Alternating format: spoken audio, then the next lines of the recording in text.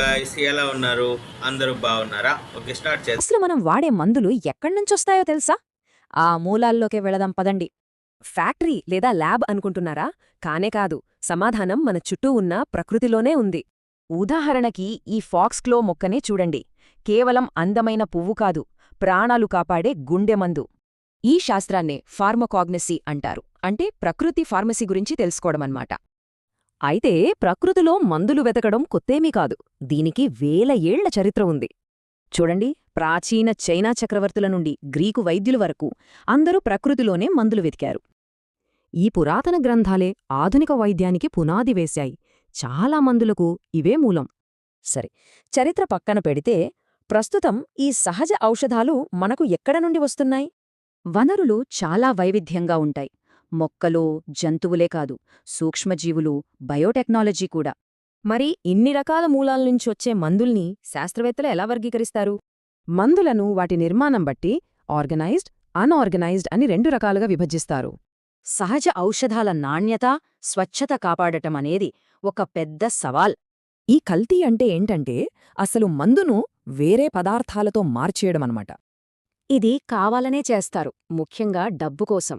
చూడ్టానికి ఒకేలా ఉండేవాటితో కల్తీ చేస్తారు. ఈ మార్పులు కొన్నిసార్లు ప్రమాదకరం కాకపోవచ్చు, కానీ కొన్నిసార్లు ప్రాణాంతకం కూడా కావచ్చు. అయితే ఒక మందు నాణ్యతను శాస్త్రవేత్తలు ఎలా నిర్ధారిస్తారనేదే అసలైన పాయింట్.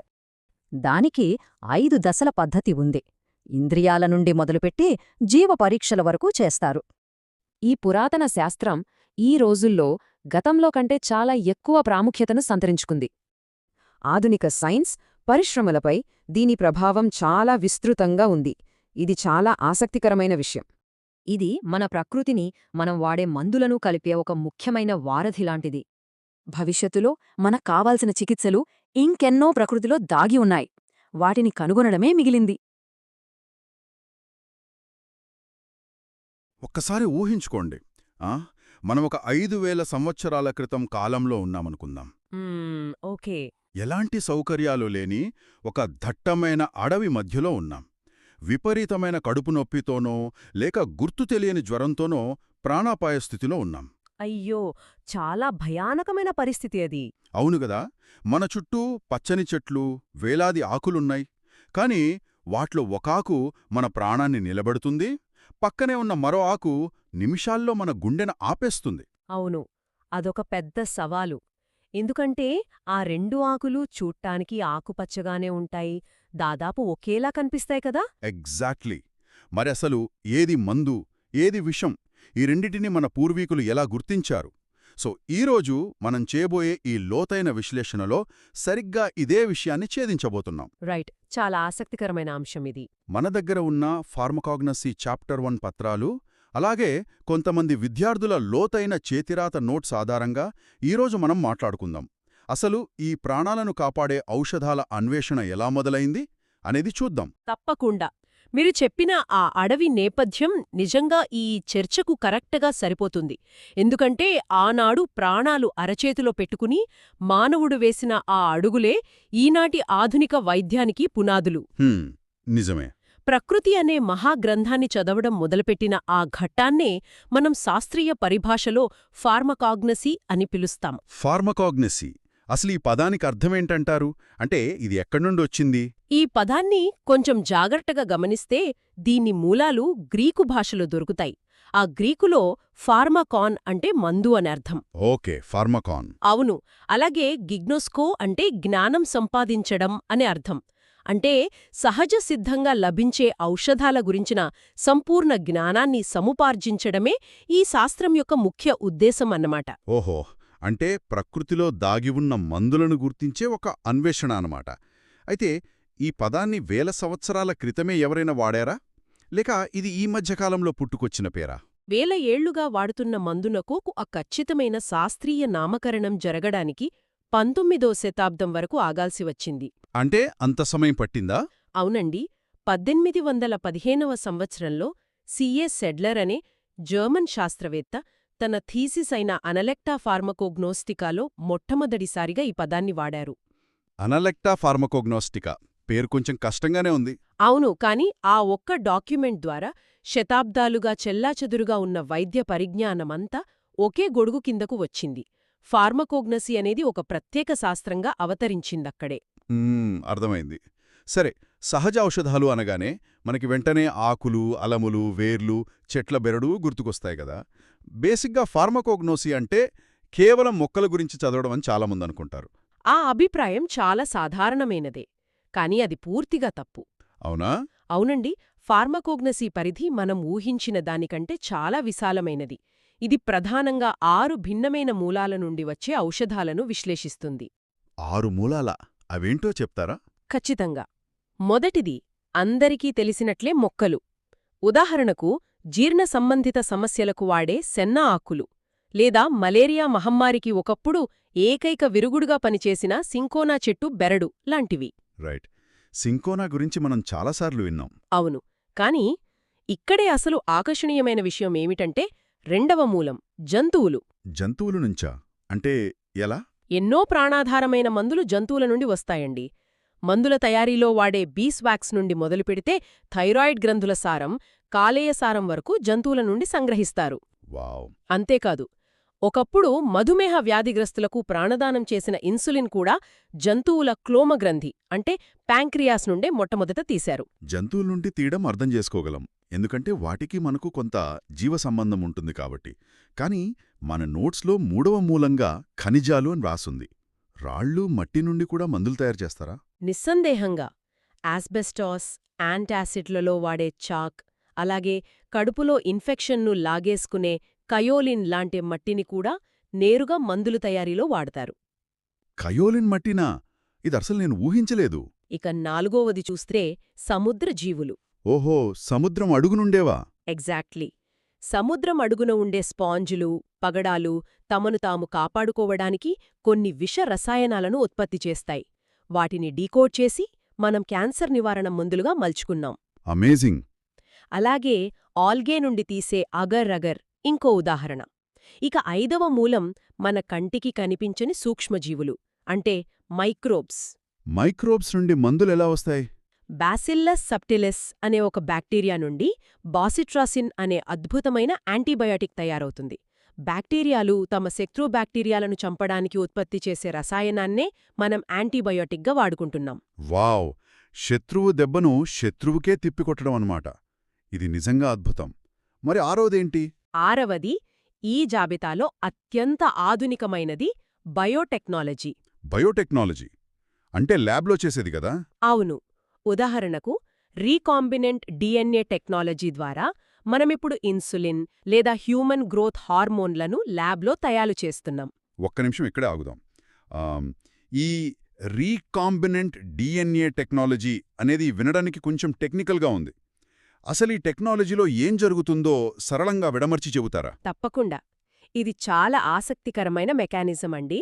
సాధారణంగా ఇన్సులిన్ ఉత్పత్తి చేసే జన్యువు అంటే జీన్ మనిషి డిఎన్ఏలో ఉంటుంది కదా. అవును. శాస్త్రవేత్తలు ఆ ఇన్సులిన్ తయారు చేసే నిర్దిష్టమైన జన్యువును కత్తిరించి దాన్ని ఒక బ్యాక్టీరియా యొక్క డిఎన్ఏలో అతికిస్తారు. ఓకే, బ్యాక్టీరియాలో పెడతారన్నమాట. అవును. ఇప్పుడా బ్యాక్టీరియాకు తానొక బ్యాక్టీరియా అని మాత్రమే తెలుసు. కాని దాని లోపల ఉన్న కొత్త జన్యువు కమాండ్ ఇవ్వడం వల్ల అది తనకే తెలియకుండా మనిషికి కావలసిన స్వచ్ఛమైన ఇన్సులిన్ను ఉత్పత్తి చేయడం మొదలుపెడుతుంది. వావ్! అంటే మనం బ్యాక్టీరియాలను కేవలం క్రిములుగా కాకుండా మందులు తయారు చేసే చిన్న సైజు ఫ్యాక్టరీలులాగా మార్చేశామన్నమాట. అద్భుతం. అంటే మనం వాటి జన్యువులను హ్యాక్ చేసి మనకు కావాల్సిన మందులను తయారు చేస్తున్నాం. అవును, అక్షరాల అదే చేస్తున్నాం. ఈ 6 మూలలను చూస్తుంటే నాకొక ఆలోచనొస్తోంది. ప్రకృతి అనేది ఒక అతి పెద్ద ఫార్మసీ.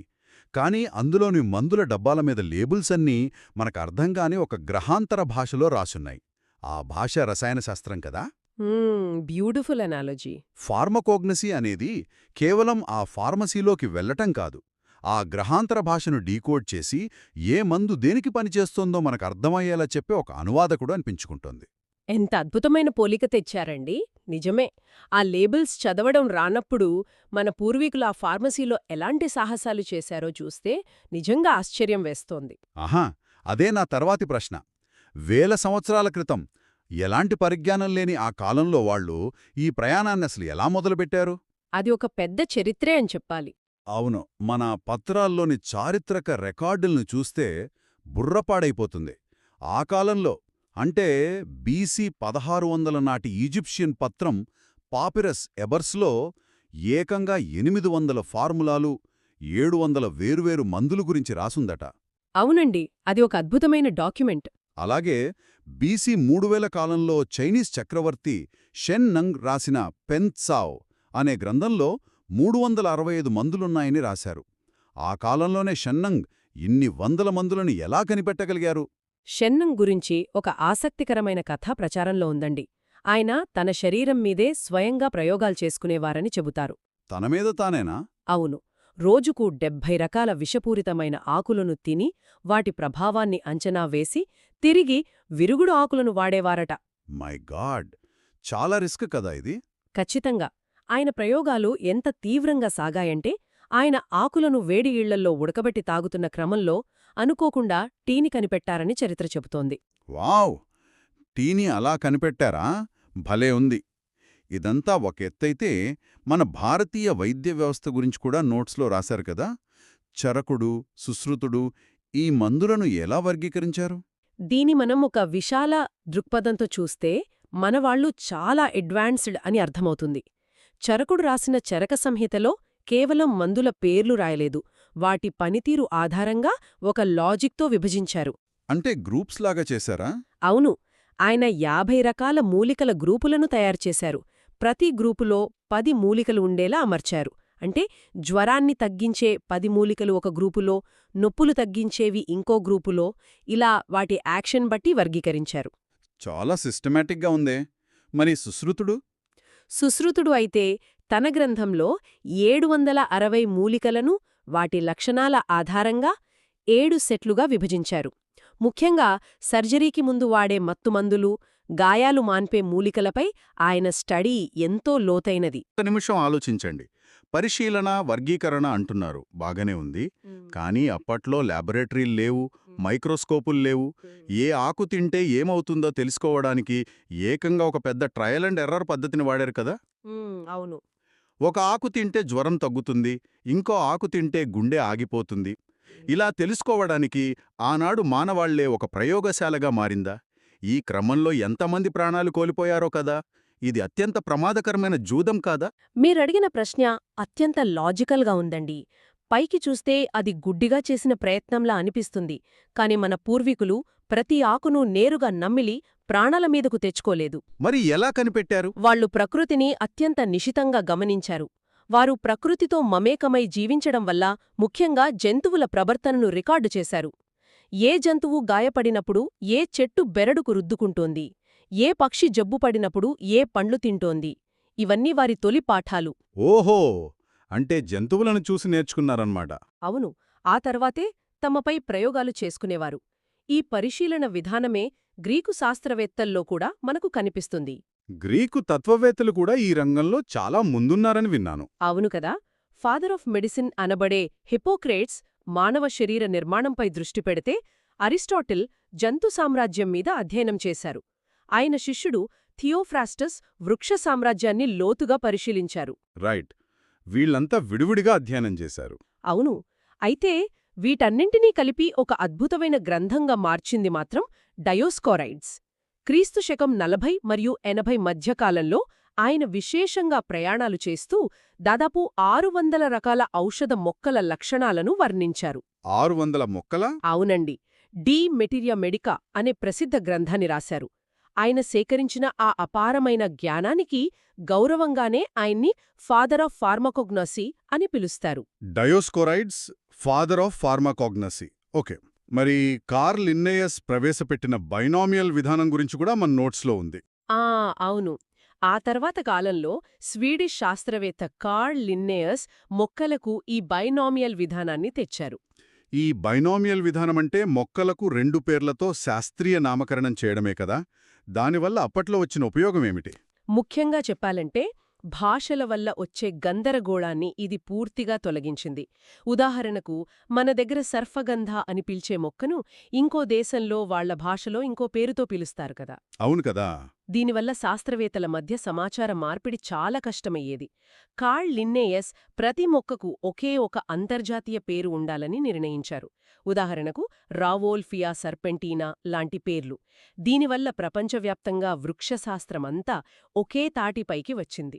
సరే, ఆ పురాతన కాలం నుండి మనం నేర్చుకున్న ఈ వర్గీకరణ పద్ధతులు ప్రస్తుతం ఫార్మాకోగ్నాసీని ఎన్ని విభాగాలుగా విభజించడానికి దారితీశాయో ఈ చేతిరాత నోట్స్లో చాలా స్పష్టంగా ఉంది.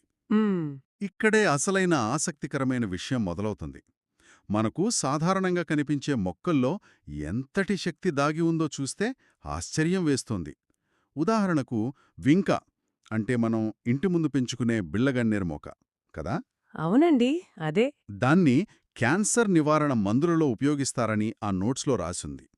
అలాగే రావూల్ఫియా అనే సర్ఫగంధం మొక్కవేర్లను హైపర్ టెన్షన్ తగ్గించడానికి వాడతారట.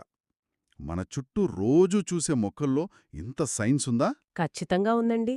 ఆ మొక్కల్లో దాగి ఉన్న ఈ సైన్స్ను వెలికితీయడానికే ఫార్మకోగ్నాసీని కొన్ని ముఖ్యమైన విభాగాలుగా విడగొట్టారు. అందులో ఒకటి మెడికల్ ఎథ్నోబొటానీ. మెడికల్ ఎథ్నోబొటానీ అంటే ఒక నిర్దిష్ట భౌగోళిక ప్రాంతంలోని గిరిజనులు లేదా స్థానిక ప్రజలు తమ సాంప్రదాయ వైద్యంలో మొక్కలను ఎలా వాడుతున్నారో అక్కడికెళ్ళి మరి స్టడీ చేయడమన్నమాట. ఓహో, ట్రైబల్ మెడిసిన్ గురించి స్టడీ చేయడమన్నమాట. అవును. ఇక రెండవది అత్యంత కీలకమైన ఫైటోకెమిస్ట్రీ. బిళ్లగన్నేరు ఆకును ఆకులాగా తినేయడం కాదు, ఆ ఆకు లోపల ఉన్న విన్క్రిస్టిన్, విన్బ్లాస్టిన్ అనే నిర్దిష్ట రసాయనాలను మాత్రమే కెమికల్ ప్రాసెస్ ద్వారా సంగ్రహించడం ఈ ఫైటోకెమిస్ట్రీ ఉద్దేశ్యం. రైట్, ఎగ్జాక్ట్గా ఆ కెమికల్ని బయటికి తీయడం. ఇవన్నీ మనుషులు తమ మేధస్సుతో సాధించిన విజయాలు. కాని ఈ పత్రాలలో నన్ను అత్యంత ఆశ్చర్యానికి గురిచేసిన పదం మరొకటుంది. అదే జూ ఫార్మకోగ్నసీ. అవునవును, జూ ఫార్మకోగ్నసీ. అసలా జంతువులు తమకు తాముగా వైద్యం చేసుకోవడమేంటి? ఇందాక మీరు జంతువులను చూసి మనుషులు నేర్చుకున్నారన్నారు గదా, అసలా జంతువులు ఎలా వైద్యం చేసుకుంటాయి? ఇది వినడానికి కొంచెం సైన్స్ ఫిక్షన్లా అనిపించినా ఇది పచ్చి నిజమండి. జూ ఫార్మకోగ్నసీ అంటే జంతువులు తమకు వ్యాధి వచ్చినప్పుడు లేదా పరాన్న జీవుల బారిన పడినప్పుడు తమను తాము నయం చేసుకోవడానికి స్వయంగా మందులు వెతుక్కోవడం. ఏంటండి, అదెలా సాధ్యం? నిజమే. అవి నిర్దిష్టమైన మొక్కలు, మట్టి లేదా కీటకాలనెంచుకుని మరీ తింటాయి. ఉదాహరణకు, అడవిలో చింపాంజీల కడుపులో పరాన్నజీవులు చేరాయనుకోండి. అవి సాధారణ రోజుల్లో అస్సలు ముట్టుకొని అత్యంత చేదుగా ఉండే వెర్నోనియా ఆకులను వెతుక్కుని మరీ తింటాయి. చేదు ఆకులను తింటాయా? అవును, ఆ చేదు రసాయనాలు వాటి కడుపులోని పరాన్నజీవులను చంపేస్తాయి కాబట్టి. ఇదొక ముఖ్యమైన ప్రశ్నను లేవనెత్తుతుంది. ఆ జంతువులకు ఏ మొక్క తినాలో, ఏ మట్టి తినాలో ఎవరు నేర్పించారు? డాక్టర్లు లేరు, గూగుల్ లేదు గదా. అవును, కరెక్టే. ఇది పుట్టుకతో వచ్చిన స్వభావమా, లేక ఒకదానిని చూసి ఇంకోటి నేర్చుకున్న విద్యనా? కడుపు బాగోలేనప్పుడు ఒక కుక్క గడ్డి ఎందుకు తింటుంది? దానికా ఫార్మకాలజీ పాఠాలెవరు చెప్పారు? అద్భుతమైన ప్రశ్న వేశారండి. దీని వెనుక ఉన్న మెకానిజం చాలా అద్భుతంగా ఉంటుంది. ఒక జంతువు కడుపులో పరాన్నజీవులు చేరినప్పుడు ఆ జంతువు శరీరంలోని జీవక్రియలో అంటే మెటబాలిజంలో మార్పులొస్తాయి. ఓకే. సహ్యంగా అనిపిస్తాయో, వ్యాధిగ్రస్తులైన సమయంలో అవే రసాయనాల పట్ల వాటి శరీరంలో ఒక తీవ్రమైన వాంఛ అంటే క్రేవింగ్ పుడుతుంది. ఓహో, ఆ చేదు కోసం వాటి శరీరం ఆరాటపడుతోందన్నమాట. ఎగ్జాక్ట్లీ. వ్యాధి తగ్గిన వెంటనే ఆ వాంఛ పోతుంది. ఇది జన్యువుల్లో నిక్షిప్తమైన ఒక సర్వైవల్ మెకానిజం అండి. దీనికి తోడు తల్లి జంతువులు ఈ చేదు ఆకులను తినడం చూసి పిల్ల జంతువులు కూడా చూసి నేర్చుకుంటాయి. అంటే వాటి మెదడు దానంతట అదే ఆ కెమికల్ లాంగ్వేజ్ను డీకోడ్ చేస్తోందన్నమాట. ఇదంతా వినడానికి చాలా బావుంది. అయితే నాకొక చిన్న సందేహం. ఆనాటి పాత గ్రంథాల గురించి, జంతువుల ప్రవర్తన గురించి మాట్లాడుకున్నాం. కాని అసలు దీనంతటి అర్థమేమిటి? పారాసెటమాల్, యాంటీబయాటిక్స్ దొరుకుతున్న ఈ ఆధునిక కాలంలో సాధారణ ప్రజలకు, వినేవారికి ఈ ఫార్మాకాగ్నోజీ వల్ల ఉపయోగమేమిటి? ఈ శాస్త్రం యొక్క ఆవశ్యకత గతంలో కంటే ఈ రోజుల్లోనే ఎక్కువగా ఉందండి. ఎందుకంటే ఇది ఆయుర్వేదానికి మరియు అల్లోపతిక్ వైద్య విధానానికి మధ్యన్న ఒక ముఖ్యమైన వంతెన. వంతెన అంటారు ఎలా? ఒకప్పుడు ఫార్మకాగ్నోసీ అంటే కేవలం ఆకును కంటితో చూసి దాని ఆకారాన్ని బట్టి పసిగట్టడం మాత్రమే. కాని ఇప్పుడు ఆ దశను దాటి బయోకెమికల్ మరియు జెనెటిక్ విశ్లేషణల వైపు అడుగులు వేసింది. మాలిక్యూలర్ లెవెల్లో ఒక మొక్కలో ఏముందో మనం చూడగలుగుతున్నాం ఇప్పుడు. ఓహో, అంటే పాతకాలకు ఆకుపసరు వైద్యం కాకుండా అందులో పనిచేసే ఆ ఒక్క మాలిక్యూల్ని పట్టుకోవడం అన్నమాట. సరిగ్గా చెప్పారు. దానికి తోడు మార్కెట్లో దొరికే క్రూడ్ డ్రగ్స్ యొక్క నాణ్యతను, స్వచ్ఛతను పరీక్షించడానికి కూడా ఈ శాస్త్రం ఎంతో అవసరం. అంటే క్వాలిటీ కంట్రోల్ అన్నమాట. రైట్. కేవలం మందులే కాదు, ఫుడ్ అండ్ స్పైస్ ఇండస్ట్రీలో మనం వాడే మసాలా దినుసులు స్వచ్ఛమైనవో లేక కల్తీవో తెలుసుకోవడానికి కూడా ఇదే వాడతాం. ఓకే, ఫరెన్సిక్ సైన్స్లో కూడా దీని ఉపయోగం ఉందని మన నోట్స్లో రాశారు. అవునండి. ఫోరెన్సిక్ సైన్స్లో నేర పరిశోధనలో పాయిజనస్ మొక్కలను గుర్తించడానికి దీని స్కోప్ చాలా ఉంది. అంటే దీని పరిధి కేవలం మందుల దుకాణానికే పరిమితం కాలేదన్నమాట. నేను గమనించిన మరో విషయం ఏంటంటే, ఈ రోజుల్లో ఆధునిక సింథటిక్ ఔషధాలలో సైడ్ ఎఫెక్ట్స్ ఎక్కువగా ఉంటున్నాయనే భయంతో ప్రజలు మళ్లీ ఆయుర్వేదం, మూలికా మందుల వైపు వెళ్తున్నారు కదా. అవును, ఆ డిమాండ్ విపరీతంగా పెరుగుతోందండి. కానీ ప్రామాణీకరణ అంటే స్టాండర్డైజేషన్ లేకుండా ఏ మొక్క పరితే ఆ మొక్క తీసుకుంటే విషతుల్యమయ్యే ప్రమాదముంది. కరెక్టే. అందుకే భారతదేశం లాంటి దేశాలు ఇండియన్ ఫార్మకోపియా ద్వారా ఈ హెర్బల్ ఔషధాలకు ఖచ్చితమైన ప్రమాణాలను నిర్దేశిస్తున్నాయి. ఒక మందు తయారీలో ఆ మొక్క ఎంత శాతం ఉండాలి, అందులోని రసాయనం ఏ మోతాదులో ఉండాలి అనేది ఫార్మకోగ్నసీయే నిర్దేశిస్తోంది. దీన్ని బట్టి చూస్తే గతం తాలూకు ఆ అపారమైన జ్ఞానాన్ని తీసుకుని ఆధునిక సైన్స్ అనే జల్లెడబట్టి ప్రమాదకరమైన మలినాలను పక్కన పెట్టి అత్యంత సురక్షితమైన మందులను తయారుచేసే అద్భుతమైన ప్రక్రియ ఈ ఫార్మకోగ్నసీ అని స్పష్టంగా అర్థమవుతోంది. అవునండి, ఎగ్జాక్ట్లీ. ఒకప్పుడు అడవిలో ఆకులను నేరుగా నూరి మింగేవాళ్లం. ఇప్పుడు ఆ ఆకుల్లోని ఏ రసాయనం మనకు అవసరమో దాన్ని మాత్రమే పగడ్బందీగా తీసి ఒక చిన్న టాబ్లెట్గా మింగుతున్నాం. రూపం మారింది, కానీ ఆ మందు వెనుకున్న మూలం, ఆ ప్రకృతి మాత్రం మారలేదు. అవునండి. పాపిరస్ పత్రాల మీద మొదలైన మానవుడి అన్వేషణ ఈరోజు బయోటెక్నాలజీ మరియు రీకాంబినెంట్ డిఎన్ఏ టెక్నాలజీ వరకు చేరుకుంది. మానవాళి మనుగడకు మరియు ప్రకృతికి మధ్య ఉన్న ఈ అవినాభావ సంబంధాన్ని ఇంతకంటే స్పష్టంగా ఏదీ చెప్పలేదు. ఖచ్చితంగా. ఈ సమగ్ర విశ్లేషణ నిజంగా కళ్ళు తెరిపించేలా ఉంది. మందుల మూలాలైన 6 రకాల వనరుల గురించి, చెరకుడు, డయోస్కోరైడ్స్ లాంటి మహనీయుల కృషి గురించి మనం మాట్లాడుకున్నాం. అలాగే జంతువులు స్వయంగా వైద్యం చేసుకునే జూ ఫార్మకోగ్నోసీ గురించి, నేటి ఆధునిక ప్రమాణాల గురించి ఎంతో లోతుగా తెలుసుకున్నాం. సో ఈ విశ్లేషణను ముగించే ముందు వినేవారిని ఆలోచింపజేసే ఒక విషయం చెబుతాను. చెప్పండి. ఈరోజు మనం ఫార్మకాగ్నసీ ద్వారా గతంలో మనుషులను భయపెట్టిన ఎన్నో వ్యాధులకు ప్రకృతిలోనే సమాధానాలు ఉన్నాయని తెలుసుకున్నాం. అవును. ఎవరికి తెలుసు, భవిష్యత్తులో రాబోయే అతి భయంకరమైన, ఇంకా పేరుపెట్టని వ్యాధికి నివారణ బహుశా ఈ క్షణం మీ ఇంటి పెరట్లోనో లేదా దగ్గర్లోని పాడుబడిన అడవిలోనో ఏ శాస్త్రవేత్త కంటపడకుండా ప్రశాంతంగా పెరుగుతున్న ఒక చిన్న మొక్కలో దాగి ఉందేమో కదా. అన్వేషణ ఎప్పటికీ ఆగదు. ప్రకృతి అనే ఆ మహాఫార్మసీలో మనం చదవాల్సిన లేబుల్స్ ఇంకా ఎన్నో మిగిలే ఉన్నాయి. మళ్ళీ ఇంకో ఆసక్తికరమైన అంశంతో కలుద్దాం. సారి ఆలోచిస్తూ ఈనాటి మన లోతైన విశ్లేషణను ముగిద్దాం. మరో ఆసక్తికరమైన టాపిక్తో మళ్ళీ కలుద్దాం.